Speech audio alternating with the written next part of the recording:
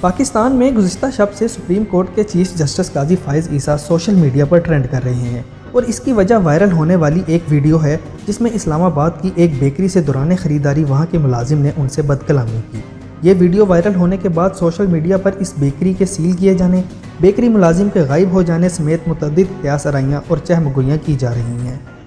پاکستان کے social media پر viral ہونے والی ویڈیو میں یہ دیکھا جا سکتا ہے کہ پاکستان کے چیف جسٹس قاضی فائز عیسیٰ اپنے اہل خانہ کے ہمراہ اسلام آباد کے علاقے بلو ایریا میں قائم ایک بیکری سے کچھ خریداری کرنے پہنچے ہیں۔ ویڈیو میں جب ان کے اہل خانہ کی جانب سے مطلوبہ بیکری آئٹمز کا آرڈر دیا جاتا ہے تو بیکری پر موجود سیلز مین جو مبینہ طور پر یہ ویڈیو بنا رہا تھا چیف جسٹس سے پوچھتا ہے کہ کیا وہ قاضی فائز عیسیٰ ہیں؟ آپ عیسیٰ فائز ہیں؟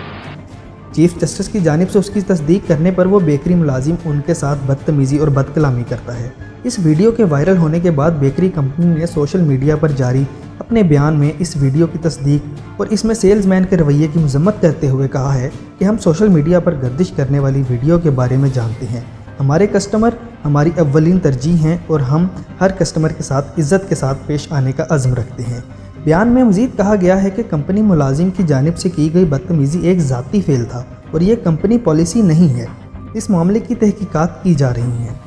کمپنی نے اپنے بیان میں مزید کہا کہ کمپنی کسی بھی گاہک کے عقیدے، رنگ و نسل، سیاسی اور مذہبی وابستگی کی بنیاد پر اپنی خدمات فراہم کرنے میں تفریق نہیں کرتی، اور اس واقعے کے بعد کمپنی کے ملازمین کی تربیت سازی کا عمل شروع کر دیا گیا ہے۔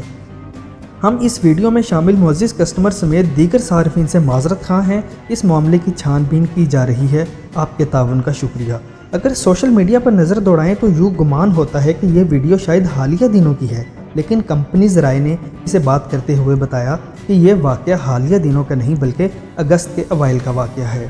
سوشل میڈیا پر بیکری کی شاخ کو سیل کیے جانے کی خبروں پر تبصرہ کرتے ہوئے کمپنی ذرائع نے بتایا